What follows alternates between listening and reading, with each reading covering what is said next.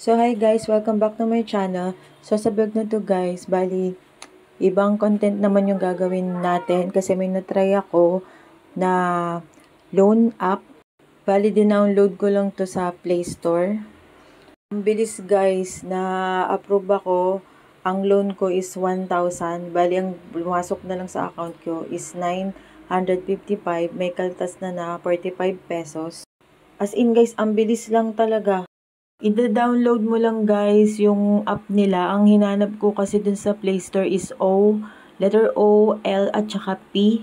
Tapos yun nung dinownload ko, as usual yung same pa rin katulad sa mga ibang app na may mga details na hihingiin sa inyo. Tapos 1,000 yung first loan na ino-offer nila. Ewan ko lang sa iba pero sa akin kasi 1,000 yung niloan ko or yun yung first offer nila na loan sa akin.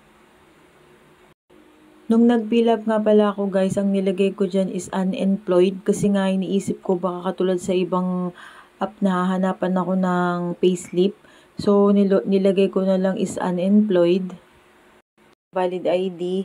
Makikita nyo naman dun sa list kung ano yung mga tinatanggap nila na ID.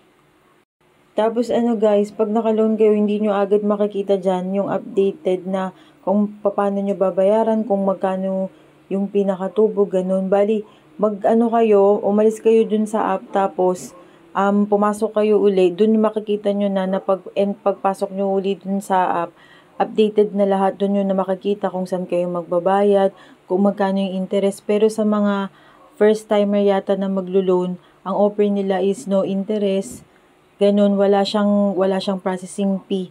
As in, 1K lang talaga yung ibabalik nyo. Ayan, nakasulat naman siya doon, magbasa-basa lang kayo. Pero sa lahat ng app na nasubukan ko, ito talaga yung pinakamabilis. As in, talagang nagulat ako. Maya-maya, pagka send ko na nakalagay kasi doon, 'di ba, yung loan ko nga is naka-process. Maya-maya, meron nang dumating sa akin, bali galing siya sa Union Bank. 955, may bawas na nga siya. Pero pag binalik mo siya, di siya katulad sa ibang app na may bawas na nga siya. Pag pinasok sa pera yung account mo, tapos pag binalik mo pa, may interest pa. Wala siyang ganun guys.